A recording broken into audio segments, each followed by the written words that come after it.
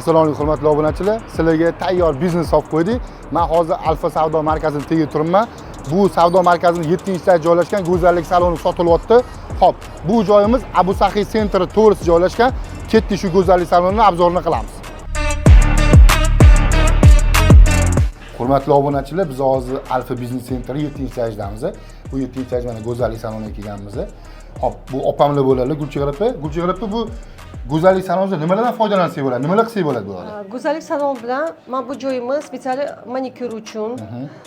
Bu joyimiz, ikkita joyimiz mana soch turmaklash, parikmaxer uchun va mana bu yerdagi joyimiz hozir kosmetologiya uchun. Kosmetologiya. Xullas, ayollarga keng sharoit, biznes tayyor biznes. Hamma narsasi bor, to'g'rimi?